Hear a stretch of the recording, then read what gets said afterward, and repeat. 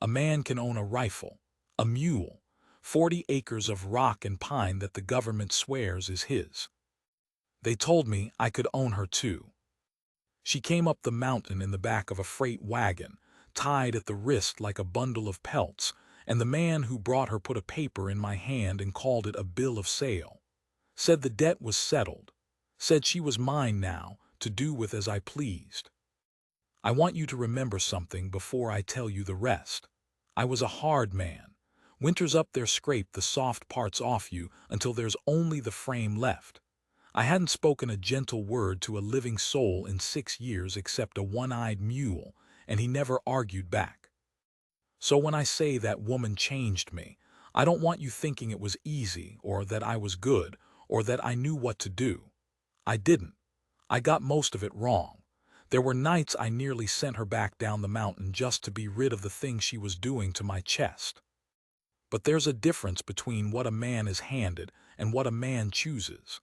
And there's a difference between a woman who has to stay and a woman who could walk out the door into the snow and doesn't. This is the story of how she entered my cabin as property. And how, one word at a time, one long winter at a time, she left as the only thing I ever truly loved. Stay with me, it gets colder before it gets warm. The wagon came in on the last light of a dying afternoon, and I heard it before I saw it, the axles screaming for grease, the mules blowing hard against the grade. Nobody comes up my road on purpose. My cabin sits at the top of a switchback so mean that even the tax men gave up on it, and the only reason to make that climb is to bring me something I asked for, or to bring me trouble. I hadn't asked for anything since October. So I came out with the rifle.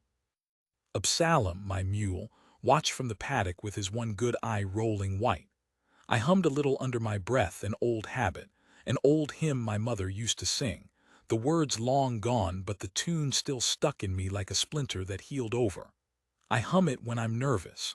I was humming it good and steady by the time the wagon crested the rise. The driver was a man named Delacroix. I'd played cards with him twice in the low country and lost both times to a man who deals from the bottom the way other men breathe. He hauled his team to a stop, spat, and grinned at me with teeth like a broke fence. "Kane," he said, "you look terrible." "You look about the same," I said. "What do you want?" "Come to make you a rich man." He hopped down, boots slapping the frozen mud, and went around the back of the wagon. "You remember old Harlan, owed you $30 for that stove pipe and the winter's worth of traps." I did remember. Harlan had died in November, froze in a ditch, they said, drunk. I'd written the $30 off the way you write off everything the mountain takes. "He's dead," I said. "Sure is, but a debt don't die when the man does. It just changes hands." Delacroix flipped back the canvas. She was sitting in the wagon bed with her back against a barrel, her wrists bound in front of her with a length of harness leather, and she was looking at me. I want to tell you what I saw because I've had years to sort it out and I still can't do it cleanly. She was young, younger than me by 10 years, maybe more. Dark hair come loose from whatever it had been pinned into, a bruise going yellow-green along one cheekbone, a coat 2 sizes too big that wasn't hers, and her eyes. Not frightened exactly. I'd have known frightened. This was something worse and quieter. The flat, watchful stillness of an animal that has already decided the trap is going to win, and is only waiting to learn how much it's going to hurt. "Harlan's girl," Delacroix said, like he was showing me a nice piece of tack. "Well, not his girl by blood. He won her off her daddy in a card game 2 years back down in the territory, and her daddy signed the paper legal-like on account of he owed more than she was worth to him." He laughed. "Family, huh?" "You're lying," I said. My voice came out strange. "I got the paper right here." He pulled it from his coat and held it out. "Harlan's estate settles his debts. You're first in line, Kane, on account of nobody else wanted to make the climb. $30 square and she's yours. Feed her, work her, whatever you like. Man alone up here," he winked, "and I have never in my life wanted to shoot a man the way I wanted to shoot him then. Could use the company." I didn't take the paper.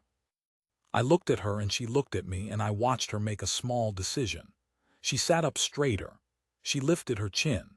She was getting ready to be looked at, the way you'd brace to be struck, and something about that bracing, the ordinariness of it, like she'd done it 100 times and knew the shape of it, put a cold hand around my heart and squeezed. "Get her down," I said. Delacroix grinned wider, thinking he understood me. He didn't.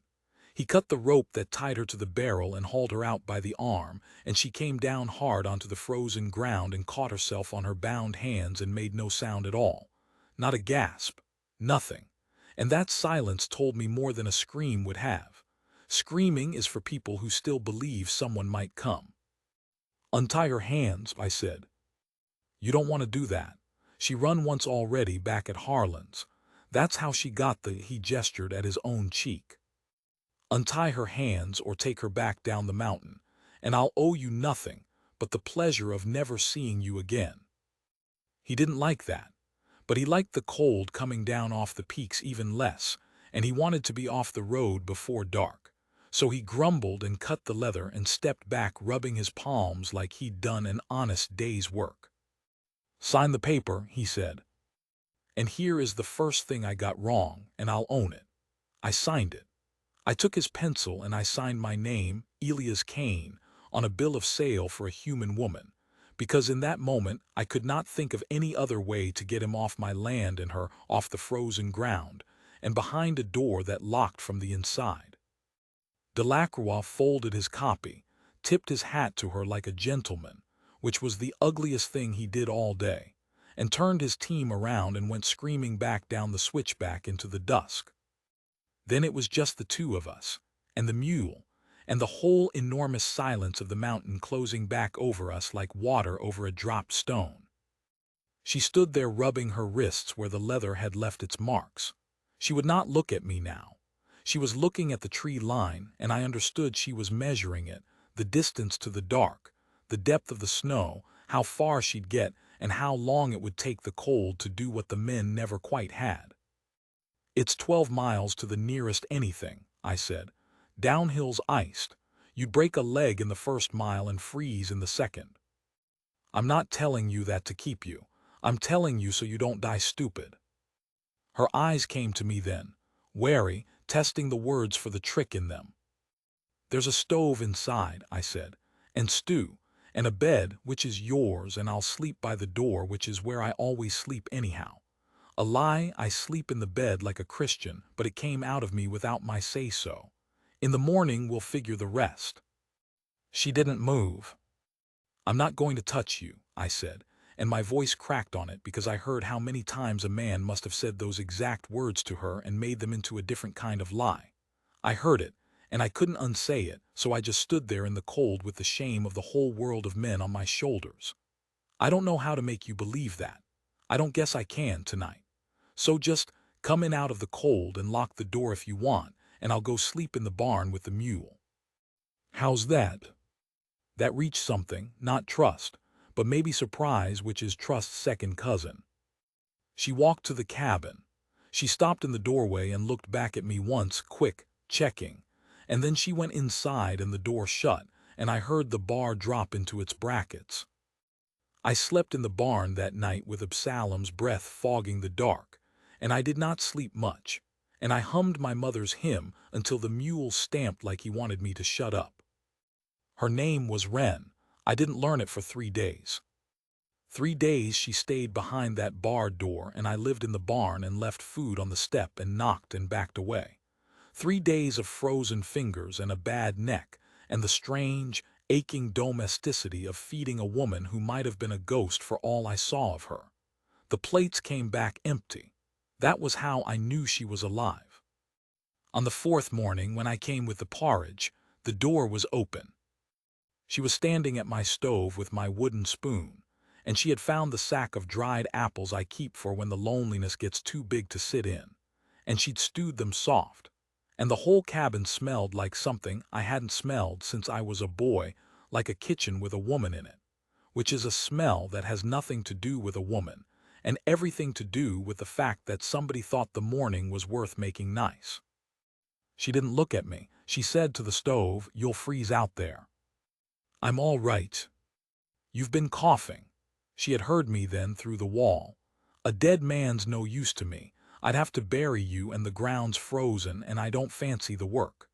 She said it flat without softness, but I understood it was the closest thing to kindness she had left in her stores, and she was spending it carefully, the way you spend the last of the flour. "There's a corner by the wood box," she said. "You sleep there, not the bed's mine." "The bed's yours," I agreed. "And you keep your knife on the far side of the room at night." "I will." She nodded once, still to the stove, and then she said, "And I have kept this in me for the rest of my life, kept it like a coin in a pocket you rub smooth with your thumb," she said. "My name is Wren. If we're going to share a roof, you might as well use it so I don't have to answer to girl." "Elias," I said. "Most people called me Cain. You can call me whatever you like." She turned then, looked at me full on for the first time, taking my measure without the wariness dialed all the way up, and something in her face was so tired and so brave at the same time that I had to look at the floor.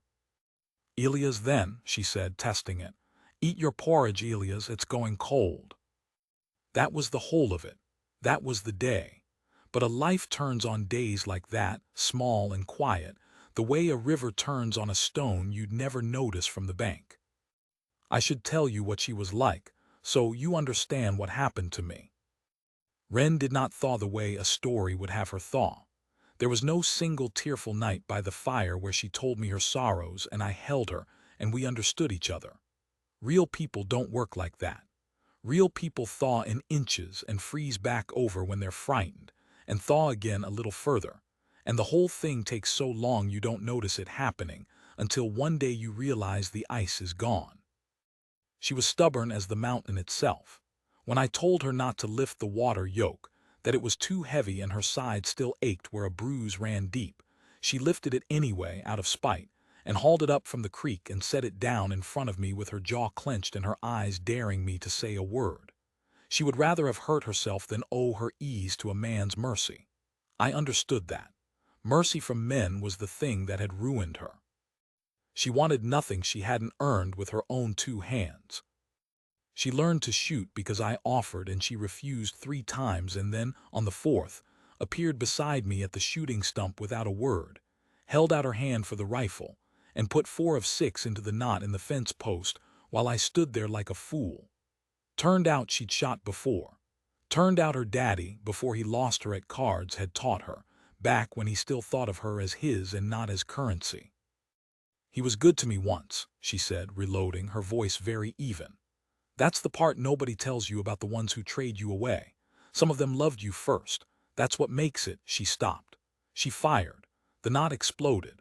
"That's the part that doesn't heal," she said, and handed me the rifle and walked back to the cabin, and I let her go because I was learning that Wren needed to walk away from the hard things under her own power, and if I chased her I only made her pray again. She kept a ledger same as I do. That's a thing we found out about each other, 2 people who count. Only I count what I have and she counted what she was owed. She had a little book she'd carried through everything, water-stained, the cover soft as skin, and in it she'd written every debt anyone ever laid on her. Not money. Kindnesses and cruelties. On one page, a woman in the territory who'd slipped her bread. On another, in a hand pressed so hard the pencil tore the paper, her father's name, and beside it nothing. Just the name and a long, long blank, like a wound she couldn't figure how to price. I only saw the book once by accident when she left it open. I never let on. But it told me the shape of her, that she was a person keeping accounts against a world that had robbed her, waiting, I think, not for revenge, but just for the ledger to balance. Just to be owed something good for once and paid. Winter closed its fist. You don't know winter until you've spent one at 8,000 feet with the passes shut, and the sky the color of a dead man's lips for weeks at a stretch. The world shrinks to the cabin and the barn, and the rope I strung between them so we wouldn't lose each other in a whiteout. Time goes strange. You start talking to the mule. You start God Help You singing. And in that shrunk-down world, with nowhere to go and no one to be brave for, Ren and I became, I don't have the word, not friends. Something rougher and truer than friends. Two animals sharing a warm dark, learning each other's sounds. I knew the different qualities of her silences. She knew that my humming meant I was worried and my whistling meant I was easy. We divided the work without discussing it. We ate across the same small table, and the quiet between us stopped being a wall and started being a room we both lived in. One night the wind came up so hard it tore shingles off the roof, and the cold got in through the gap, and I climbed up in the dark and the storm to nail canvas over the hole, and I slipped on the ice and went off the edge of the roof and caught the eave with both hands and hung there over a 15-foot drop into a drift, swearing every word I knew. And she came out into that storm in her nightclothes and grabbed my wrists. She couldn't hold me. She wasn't strong enough. We both knew it in the same instant. She'd go over with me if I didn't let go. And I looked up into her face in the storm dark, snow whipping between us, and I saw her decide not to let go anyway. I saw her set her feet and take my whole weight in her two hands and make the choice to fall with me rather than open her fingers. I let go on purpose, dropped into the drift and knocked the wind out of me and lay there stunned while she scrambled down and floundered through the snow to me. And when she got to me, she was crying the first time, the only time that winter, and she was hitting me, actually striking my chest with her fists, screaming into the wind. "You don't get to do that, you don't get to leave. I didn't say you could leave." And I understood, lying in the snow with the breath knocked out of me and this furious weeping woman pounding on my chest, that somewhere in the long dark she had started to keep me in her ledger. On the good side, under kindnesses. And that scared me worse than the fall. Here is the morally heavy thing. Here is the choice I've turned over 10,000 times. Come spring, the passes opened. I had signed a paper. Legally, in the eyes of a country that would let such a paper exist, Ren belonged to me. And I knew I had known it for weeks, lying awake listening to her breathe across the room, that as long as that paper existed, everything between us was rotten at the root. Because a thing given under a lock is not a gift. A woman who stays because the door is barred has not stayed. And whatever was growing between Ren and me, whatever made my chest do that painful thing when she laughed at the mule, it could not be real, could never be real, could never be anything but another cage with a kinder jailer, as long as she was mine on paper. So on the first clear morning, I saddled Absalom, and I loaded a week's provisions, and I took the money box down from the shelf, everything I had, which was not much, $40 and some coin, and I brought it all out to the yard where she was hanging wash in the thin spring sun.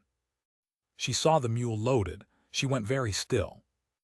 "There's the trail down," I said. "It's open, 12 miles to town. Absalom knows the way, give him his head and he'll take you." I set the money box on the stump. "That's yours, all of it. It's not much, but it'll get you a room and a start somewhere nobody knows your name." I took the paper out of my coat, Delacroix's bill of sale, the thing that said she was $30 of property, and I held it out to her. "And this," I said, "this is the only thing I ever hated owning. I've been carrying it since December, waiting to be brave enough to do this." I gave it to her, her paper. Her body, her name, herself, signed away by her own father, bought by a dead man, inherited by me.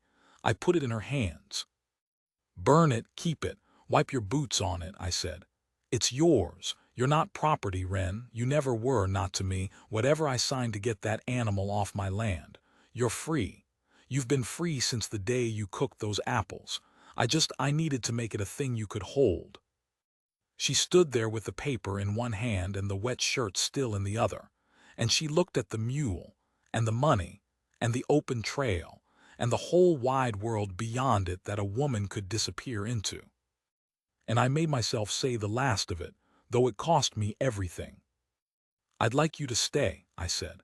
"I won't pretend I wouldn't, but I don't want you to stay because you can't leave, or because it's cold, or because you owe me. I've had a whole winter of you and it's ruined me for being alone, and I say that knowing full well I've got no right to it. So I'm going to go inside now, and I'm not going to watch because I don't want my face to be a thing that keeps you. And whatever you decide." I couldn't finish. I turned and went into the cabin and shut the door and stood with my back against it and my eyes shut, and I listened. I heard the mule shift. I heard the wind in the pines. I heard, after a long while, footsteps. I did not hear them go down the trail. I heard them come to the door. She didn't say anything when she came through the door. She crossed the room and she set the paper down on the table, flat, smoothing it with her palm the way you'd smooth a burial cloth. And she took up the pencil I keep for the ledger, and she turned the bill of sale over to its blank back, and she wrote something, slow, pressing hard. Then she left it there and went back out to bring in the wash, like it was any morning, like the whole world hadn't just tipped on its edge and held there, deciding which way to fall. I waited until she was outside, then I read it. She'd written in that hard hand of hers, "Elias Kane, paid in full." And under it, smaller, "This is the one I choose." I stood in my own cabin and cried like the boy my mother used to sing to, and I am not ashamed to tell it. I want you to understand that this is not where the story ends. This is only where it stops being about a paper and starts being about two ruined people trying to build something on ground that had already caved in under both of them once. Choosing to stay was one thing. Learning to stay was another, and it was harder, and it took years, and there were days it nearly didn't hold. Because you don't spend 2 years as another person's property and then walk into being loved like it's a warm bath. Wren flinched. For a long time, if I moved too fast, if I raised a hand to scratch my own head, some old animal part of her would go rigid and ready, and I'd see the winter come back into her eyes, and I learned to move slow around her forever after, the way you'd move around a horse that's been beaten, not because she was broken, but because her body remembered things her heart was trying to forget. There were nights she woke screaming from dreams she never told me. I never asked. I'd just light the lamp so she could see the room was only the room, and I'd go sit at the table and hum my mother's hymn low until her breathing evened out, and in the morning neither of us would speak of it. That was our way. We healed in the dark and didn't examine it in the light, for fear it would stop. And there was the day, I have to tell this part, because it's the truest part, the day Delacroix came back. It was our second autumn. Wren was showing by then. She was carrying our first, and she'd bloomed into a kind of fierce contentment I'd stopped believing a person could reach. She was standing in the yard shelling beans when I heard the axles screaming up the switchback, and I knew the sound, and I came out with the rifle the way I had 2 years before, and it was him. He climbed down grinning his broke-fence grin, and he looked at Wren, at her belly, at the wash on the line, and the smoke from the chimney and the whole warm life we'd made, and something ugly moved behind his eyes. "Well, well," he said, "domestic ain't that sweet. Get off my land." See, that's the thing, Kane. He pulled a paper from his coat, my stomach dropped. I thought it was the bill of sale, I thought somehow. I've been looking into old Harlan's estate. Turns out there's a lien I missed. Turns out you never paid the transfer tax on the property. Turns out, way I read it, that sale ain't legal, which means she's still part of the estate, which means she's still for sale, and I'm the executor now, and I got a buyer down in the territorial pay a good deal more than $30 for a. I don't remember deciding to move. I remember I had him against the wagon with the rifle under his chin and my whole body shaking with something that had been waiting 2 years to get out, and I remember I was going to kill him. I was truly going to do it, and I would have hanged for it and thought it a fair trade. And Wren said, "Elias." Just my name, the way she'd said it in the storm, "You don't get to leave." I looked at her. She'd come up beside me, calm as the mountain, and she was holding her little water-stained ledger, and she opened it and she showed him a page, and on the page, in that pressing hand, was written a column of figures, dates, names, dollar amounts. "This is every man who's bought or sold me," she said, in a voice I'd never heard her use, flat and cold and absolutely without fear. "Names, dates, prices. My father, a man in Santa Fe. Harlan. And you, Mr. Delacroix, on the 14th of December when you delivered goods and collected a debt and told a man to his face he could do as he pleased with a woman. I've written it all down, 2 years of it, every name." She closed the book. "There's a new marshal in the territory," she said. "Young man, very earnest, very much against the trade in persons, which the courts have lately decided is a hanging matter, on account of the war being over these 15 years and the amendments and all. He'd find this book very interesting. He'd find your name in it very interesting indeed." Delacroix went gray. "So here is my offer," Wren said, "and it's better than you deserve. You will get in that wagon. You will go down the mountain. You will lose Harlan's paperwork, all of it, in whatever ditch you find convenient. And you will never come up this road again, or write my name on any document anywhere, or speak it, or think it. Because if you do, this book goes to the marshal and I go with it. And I will stand up in a courtroom and tell them everything, and I will watch you hang, and I will keep the account of it in my ledger, and I will call it paid." She had been keeping that account for years, you understand, waiting, not for revenge, for the ledger to balance. Delacroix got in the wagon. He went down the mountain. We never saw him again. I lowered the rifle. My hands were still shaking, and Wren took the rifle from me gently and set it against the wagon rut fence and put my shaking hand flat against the warm curve of her belly where our child was turning, and she said, "There, feel that. That's the only property either of us will ever own, and we don't own it either. We just get to love it a while." Our daughter came in the deep of the third winter, in a howling storm, with no doctor within 40 miles and Absalom too old to send. I delivered her myself, with Wren gripping my forearm hard enough to leave bruises I was proud of for weeks, and when the baby cried, that first outraged wail, that first lungful of mountain air, Wren laughed and wept at the same time and said, "Write it down, Elias, in your ledger. Write down that on this day we gained one and lost nothing for once in our lives." I wrote it down. I have it still. This day a daughter, nothing owed, nothing lost, all gain.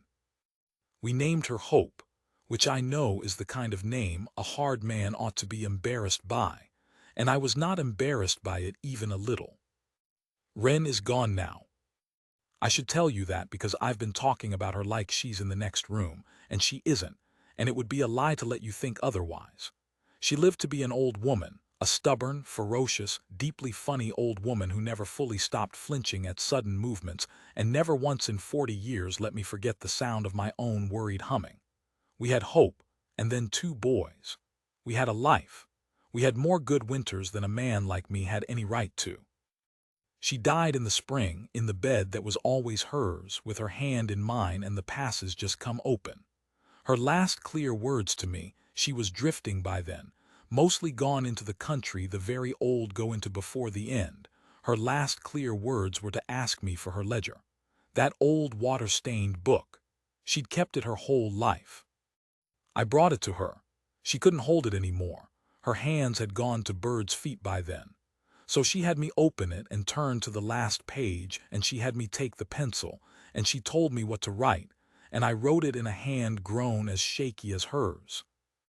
Elias Kane, 40 years, every debt forgiven, every account closed, paid in full, and then some, and then some, and then some. And under it, the last thing she ever said, which I wrote down through tears so thick I couldn't see the page. He was the one I chose. Nobody made me. That was the whole of my freedom, and I spent it on him, and I'd spend it again. I keep both ledgers now, mine and hers. I keep them on the shelf by the stove, and some nights, when the loneliness gets too big to sit in, and it does, worse now than it ever was before her, because now I know exactly the shape of what's missing. I take hers down and I run my thumb over the soft, worn cover, and I read the accounts of a woman who was bought and sold and traded like a bundle of pelts, and who kept a book of every wrong done to her, waiting all those years for the world to owe her something good. I like to think it finally did. I like to think we balanced it, her and I, in the end. She entered this cabin as property, a dead man's debt, $30 transferred to me on a paper I was ashamed to sign. She left it, and I mean this the way I've meant nothing else in my whole hard life. She left it as the only free choice either of us ever truly got to make. The one she chose. The love of my